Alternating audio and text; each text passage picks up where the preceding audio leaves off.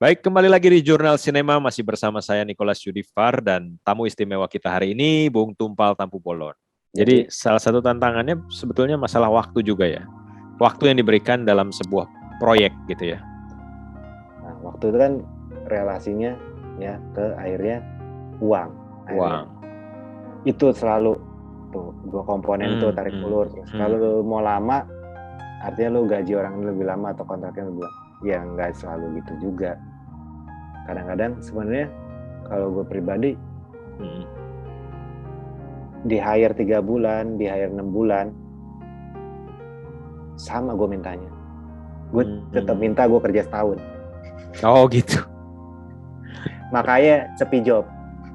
Sepi job. Nah kalau lu memang biasanya punya pemahaman atau punya point of view bahwa yang ideal memang menulis sebuah senario walaupun idenya dari orang ya, itu setahun ya untuk bisa menjaga kualitas itu tadi. Ya idealnya, tapi misalnya 6-8 bulan masih make sense lah, ada waktu karena untuk ngobrol, untuk tadi selalu memeriksa kita sampai di mana, kita mau kemana, kita kalau urusan teknis gitu, ini kita ngomong udah profesi ya, nggak usah dibahas. Mau 8 babak, 3 sequence, terserah gitu. Yang penting ngalir aja, kita ngerti mau gimana. Jadi menurut saya lebih ke justru hal mendasar, mau bikin apa sih gitu. Nanya ke sutradara, nanya ke produser, karena kadang-kadang harus dicek tuh nanti produser mau bikin film apa, sutradara mau bikin film apa, ternyata nggak nyambung, terus penulis di tengah-tengah gitu, waduh. Ya harus nurut yang mana nih gitu kan. Karena sifatnya kalau walaupun Golden Triangle, tapi kalau udah commission work biasanya produser yang akan lebih punya power ya. Ya kita bisa sebut power lah, tapi juga kan sebenarnya tanggung jawab dia juga. Ya tanggung jawab. Dia responsibility, dia udah ngomong apa tuh ke orang yang investornya apa gitu. Maksudnya pemahaman kayak gitu ya, bekerja di industri akhirnya jadi lebih paham, maksudnya lebih mengerti bahwa kompleks gitu. Kompleks ya. Nah, lihat si produser juga keringat dingin kali, dia kayak dia punya pertaruhan juga. Iya. Cuman gimana memperlakukan manusiawi aja gitu, kayak kalau sudah tahu jangan ngoling penulis tuh ya gimana mepet. Kapan? Wah 3 bulan lagi. Padahal dia udah tahu tuh, misalnya dari kemarin udah 6 bulan tuh ngapain gitu. Kayak kok di hari terakhir baru udah 3 bulan baru nge-hire penulis, mungkin karena mikirnya biar lebih murah gitu kan. Mungkin satu, atau uangnya belum confirm waktu itu. Itu juga. Jadi uang untuk ya gaji orang segala macam belum confirm, baru tanda tangan doang, misalkan belum turun-turun. Itu kan faktor yang ya dalam semua jenis bisnis tuh bisa terjadi gitu. Nah, makanya kayak gue bilang sih ya itu keterkaitan. Nah berarti kan sebetulnya ujung dari semua persoalan itu kan sebenarnya regulasi ya. Sebetulnya ya, artinya ada nggak regulasi yang mengatur soal itu, sehingga orang-orang yang memiliki kepentingan di industri filmnya itu pasti berkaca ke situ atau mengacu ke situ. Jadi nggak ada yang main-main gitu. Artinya ada orang memang yang mungkin mengambil kesempatan dari celah-celah yang tanpa ada aturan itu kan. Itu yang agak susah sebetulnya. Ya otomatis kalau yang namanya pekerja biasanya jadi korban, tanda kutip ya, jadi korban yang ya udah lo diadu di lapangan lah istilahnya gitu. Nah itu yang gue lihat sih masih seperti itu. Jadi nggak ada payung hukum yang jelas, tidak ada perlindungan secara sistematis, perlindungan baik itu bicara kesejahteraan, baik itu bicara soal kita bicara kesejahteraan itu kan sebetulnya orang bekerja juga salah satunya untuk sejahtera sebetulnya kan. Betul. Bukan untuk sakit jadinya, bukan untuk jadi stres sebetulnya kan gitu. Ya itu karena nggak ada regulasi sih kalau gue lihat, dan nggak tahu kapan kita bisa tiba di poin kita punya di titik kita punya regulasi dan akhirnya everybody bisa lebih seneng gitu, bisa lebih lega gitu, nggak cemas lagi gitu, nggak cemas lagi. Penulis skenario itu udah ada, memang belum sih dibilang gilda, tapi asosiasi namanya, apalagi dibilang union serikat ya belum sih. Tapi ini sedang baik lah, maksudnya dimulai dulu dari asosiasi, terus bertahap nanti mulai ngobrol. Dan teman-teman penulis skenario juga sebenarnya sama kayak Niko tadi bilang, kita tuh mau sejahtera, kita bisa nulis tuh sampai umur berapa gitu. Terus jeripaya kita selama ini bisa kita nikmatin gak di hari tua kita. Terus kalau kita sakit gimana gitu. Itu kan semua manusia paham, itu hal mendasar ya. Kita kerja mau memetik buahnya, bukan mau sakit, tapi kita punya tabungan, kita bisa punya rumah, bisa apalah ya, hal yang sebenarnya mendasar banget. Dasar, gitu. Betul. Nah itu yang mau diperjuangkan bersama-sama, dan itu ada asosiasi lain dan ada badannya kan, BPI sebenarnya. Ya. Nah jadi kita sebagai pembuat film kita terbiasa pekerja, karena udah pekerja freelance, jadi berpikirnya solo gitu, solo karir gitu, kayak individualis gitu. Individual. Apa itu salah? Enggak, mungkin itu karena sistemnya. Tapi saya juga pelan-pelan belajar perubahan tuh jadi rame-rame bersama-sama. Yeah. Jadi kita bisa nuntut tuh tidak sendiri-sendiri, tapi kita kalau berserikat, bersatu, kita bisa terjadi perubahan karena punya suara jadinya. Jadi bisa didengarkan ya kalau rame-rame ya. Nah, dan udah masuk sistem, udah terdaftar, sudah ya secara pembuktian hukum udah jelas gitu. Masalahnya memang kita punya sejarah yang mengakibatkan kita lupa urusan itu. Ya 32 tahun udah tahu lah sejarah-sejarahnya, Marsina apa ya. Pokoknya berserikat itu menakutkan dulu gitu. Ya dicap komunis lah. Nah, karena ada diasosiasikan dengan partai komunis. Ada jadi stigma buruk ya. Ya dan itu iya gitu. Indoktrinasinya gila sih. Karena yang begitu dihadapkan tuh langsung sama tentara kan. Betul. Itu yang agak susah, bahwa tentara juga pasti bingung juga kan, maksudnya di level-level pelaksana kan, lah ini kan teman gue. Padahal di negara yang kapitalis banget aja, serikat buruh ada. Iya. Ya, maksudnya pekerja-pekerja itu bisa demo, bisa menuntut itu karena mereka punya union gitu. Kalau Amerika mungkin contoh buruk lah, kita ambil Perancis lah. Perancis bisa mogok, bahwa hak asasi manusia, hak asasi pekerja itu dalam 1 tahun dia minimal 1 bulan libur. Dia boleh pergi kemana, mengaktualisasikan dirinya, itu dijamin negara.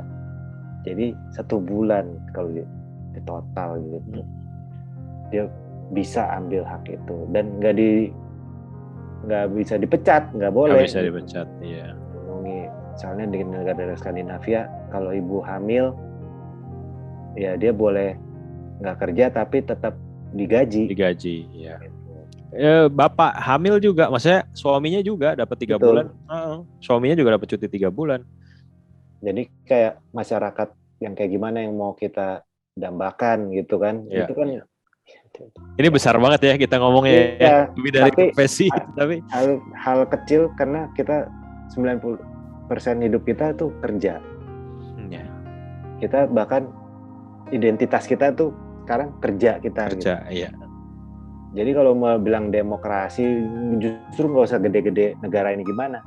Dalam ruang kerja kita ada nggak demokrasi gitu, kayak boleh nggak itu terlaksana nggak? Iya. Kalau fasis juga. Ngomong dituntut itu. Iya, itu nggak usah ngomong negara dulu, itu dari antara kita aja. Ya, dan jangan berharap ada kemajuan.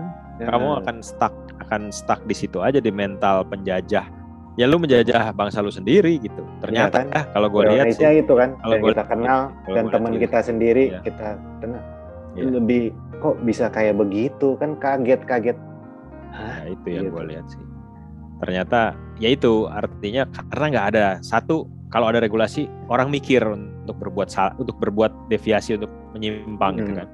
Dengan tidak ada regulasi ya suka-suka. Dia artinya ada celah-celah yang oh ini bisa nih gini nih. Walaupun dia juga misalkan melakukannya dalam koridor formal ya.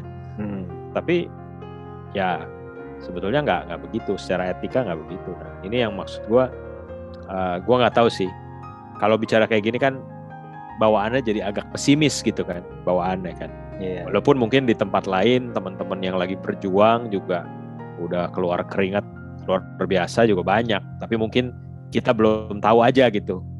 Nah, itu salut lah, respect lah gitu. Kita cuma penikmat gitu jatuhnya nanti dari hasil kerja mereka gitu.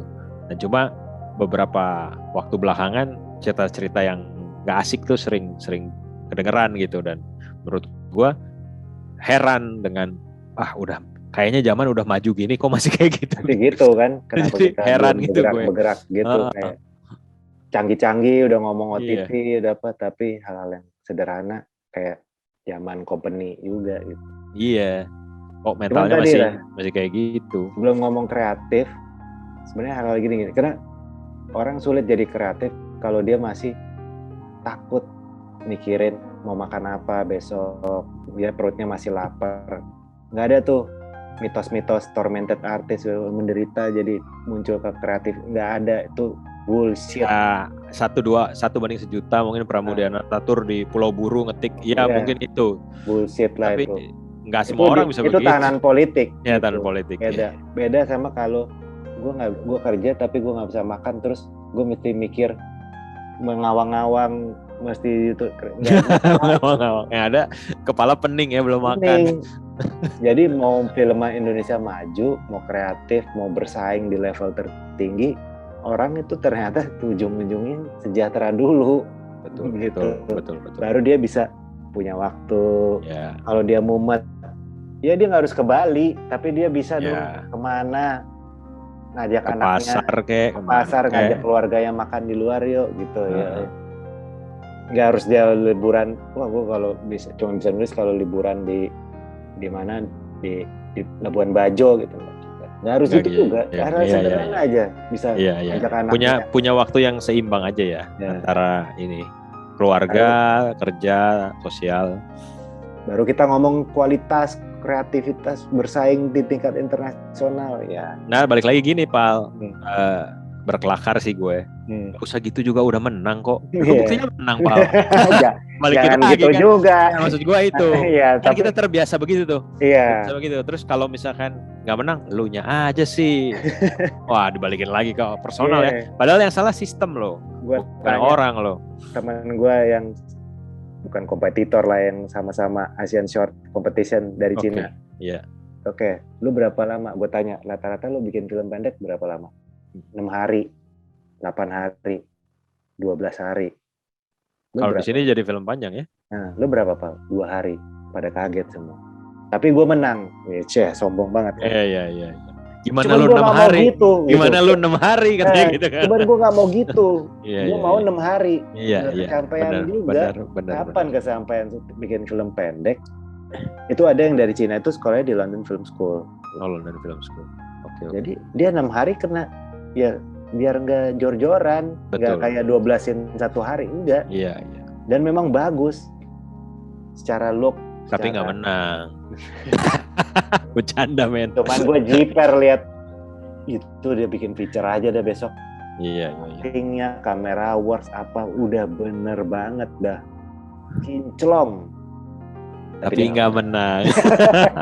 Nah itu maksud gue, pembenaran gitu tuh yang ngeselin sebenarnya, bahwa nggak usah gitu-gitu amat juga kita bisa kok. Kan itu jadi sebetulnya mental itu iya kalau ketemu orang yang tepat, artinya orang yang bisa justru malah termotivasi ya dengan itu. Tapi kalau orang kebanyakan kan nggak bisa begitu.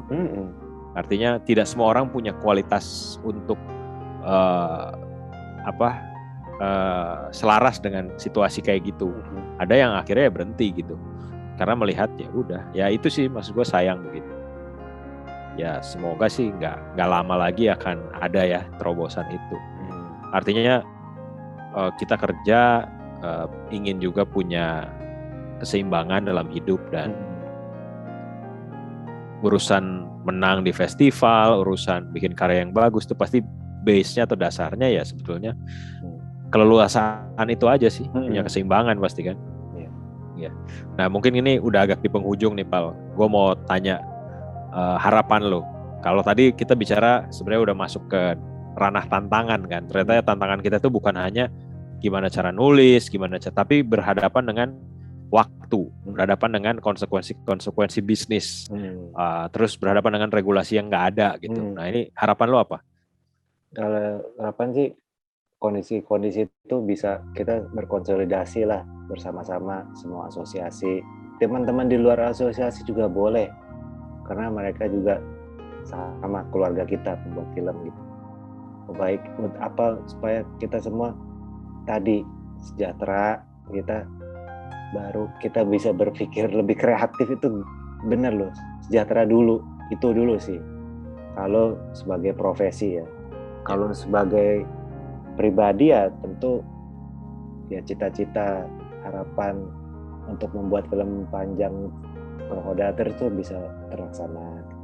Amin. Nah, tentunya rencananya kan tahun depan akhir di semester 2 lah tahun depan. Semoga semua yang terlibat tetap sehat. Itu aja sih doanya tuh gitu aja, tetap sehat, tetap ya uang kekumpul ya boleh lah gitu, tetap sehat. Yang penting itu dulu, terus sampai akhir kondisinya baik-baik aja, Indonesia membaik supaya kita juga syuting nggak deg-degan banget gitu, nggak was-was. Pandemi ini ya akhirnya bisa jadi endemi kali ya katanya kan. Ya. Tapi ya perilaku kita pakai masker apa itu kayaknya vaksin booster itu kayaknya masih lama deh. Cuman nggak apa-apa bisa.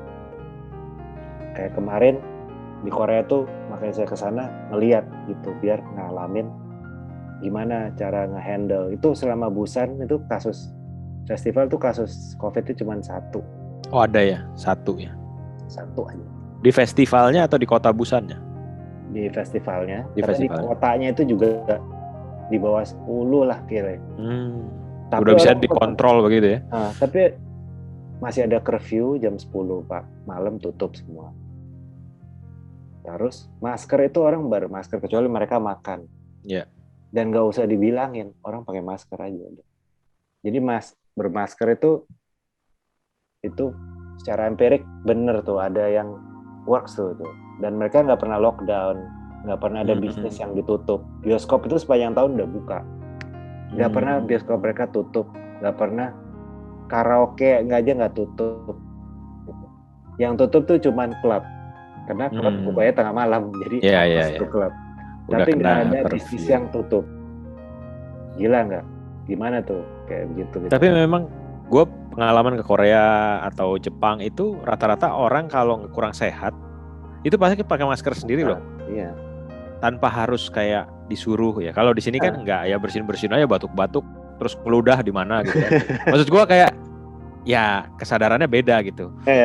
Dan nggak tahu masker itu kalau balik lagi ntar itu bukan budaya kita, balik lagi gitu kan males ya. Ngomonginnya selalu mentok di defensif gitu.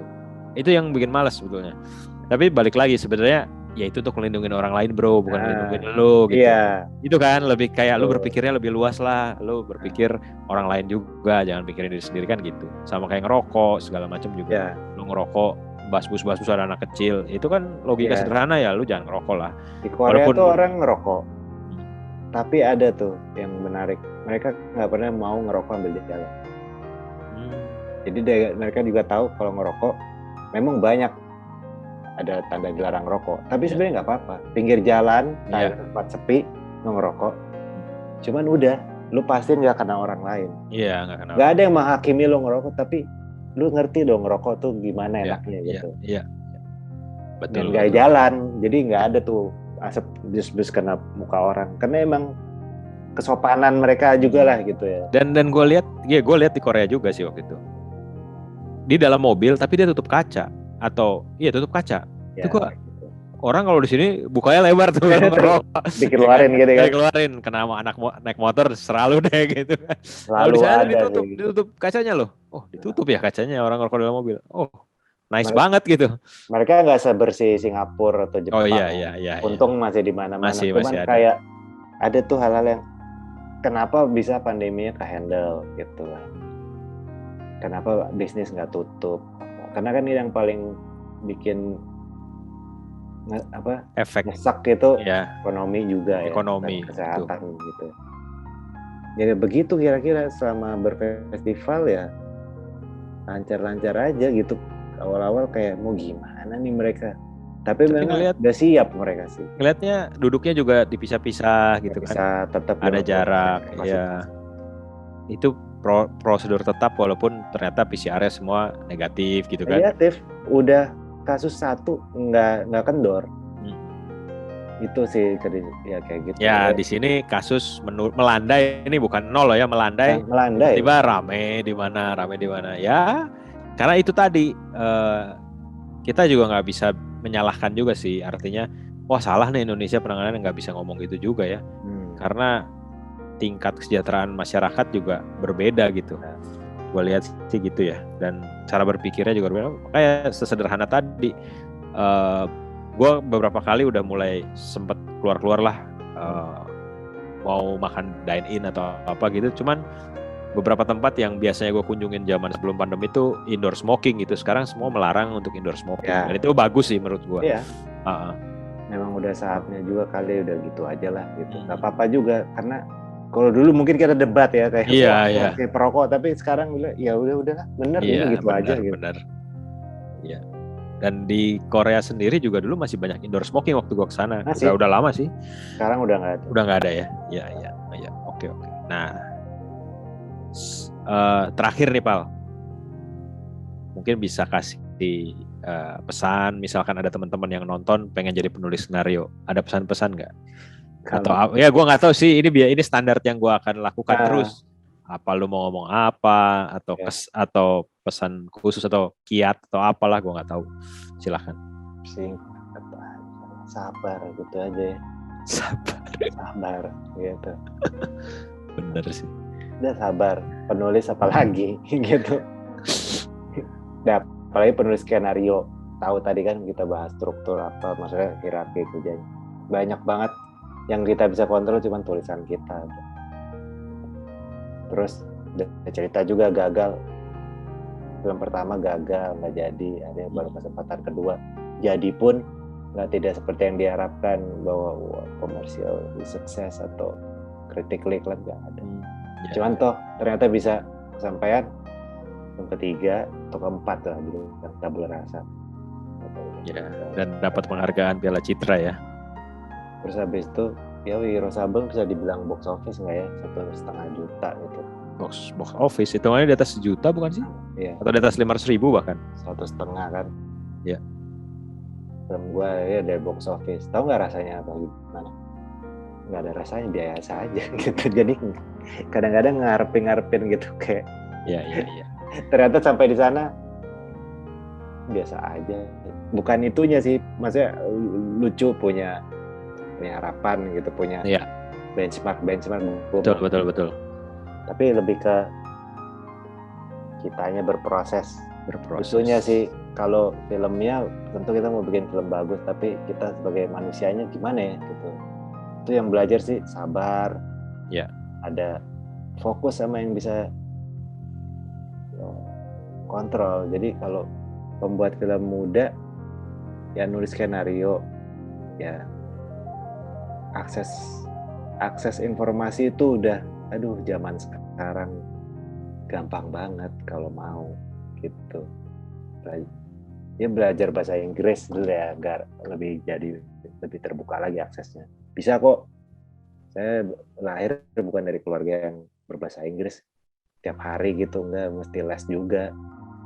Cuman jadi sebenarnya lapar itu juga, kayak memang pengen tahu, itu penting. Ya. Buat film, penulis skenario apalagi. Tertarik sama orang lain gitu, tertarik sama kehidupan lain gitu.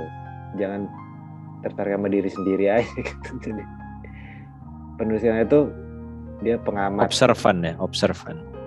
Ya. Pengamat, pendengar. Itu kayaknya temperamennya mesti di situ tuh. Ya. Kalau banyak omong nanti bisa di karyanya aja. Ya. Caranya cerewet tapi dia dengerin, kasihin. Itu temperamen. Ya sih. Kayak seperti itu. Diet-dietnya baca, tonton yang bagus menurut kamu, tapi juga menurut orang lain boleh tuh dicari. Film-film apa yang bagus, tontonan apa, buku apa yang bagus. Mesti banyak suka ya, nggak cuma kayak nonton film doang sih. Ya. Wacananya harus luas ya. Luas ya. Karena kita mau bicara ya, kalau mau versatile, mau banyak yang bisa dibahas ya harus baca juga. Ya. Dan ngeliat juga. Banyak lihat, banyak nonton, banyak denger. Jangan terlalu buru-buru untuk mendefinisikan gua gini. Nah itu juga salah satu yang ya jangan cepat memutuskan ya. Artinya dan mendeklarasikan itu kan niat dari kita ya. Oh gue nih cuma mau ini aja gitu. Apalagi misalnya menulis genre A gitu ya. Dalam pilihan-pilihan profesional ya. Tapi kan kemungkinan lain banyak ya. Artinya ya bebas sih sebenarnya orang mau memilih jadi apa sih. Nah, di end of the day ingat kita penulis skenario itu jasa. Kita ngelayanin orang, jadi ada temperamen juga. Kita melayani bukan orang sebenarnya, visinya yang dilayani gitu. Mau bikin film yang ini itu yang dilayani. Kita tuh servant to that vision. Sebenarnya semuanya sih. Cuman penulis skenario karena dia embrionya dari dia loh, penting loh penulis skenario. Jadi dia melayani visinya. Pelayan itu penting tuh, bahwa kita melayani. Nah, jadi ya kalau buru-buru gue nggak bisa, gue mau melayani orang yang ganteng doang, gitulah kasarnya. Iya. Ya bisa, silakan, tapi sabar, kita sabar gitu. Artinya waktu akan datang, waktu yang tepat akan datang kalau kita sabar. Ya, oke, Tumpal, terima kasih ya untuk ngobrol-ngobrol hari ini di Jurnal Sinema. Untuk teman-teman yang menonton di rumah, jangan lupa terus ikuti tayangan-tayangan Jurnal Sinema selanjutnya. Jangan lupa subscribe di YouTube dan follow Instagram kita @jurnalsinema di Instagram juga. Kalau penasaran sama kiprahnya Bang Tumpal nih, ada Instagramnya juga ya. Saya juga udah tulis. Lapmut. Nama Tumpal dibalik ya. Ya, tadi ini juga tercantum di di title di bawah gitu. Oke, kalau gitu saya ucapkan terima kasih kepada yang sudah menonton. Selamat berakhir pekan, selamat malam, salam sinema.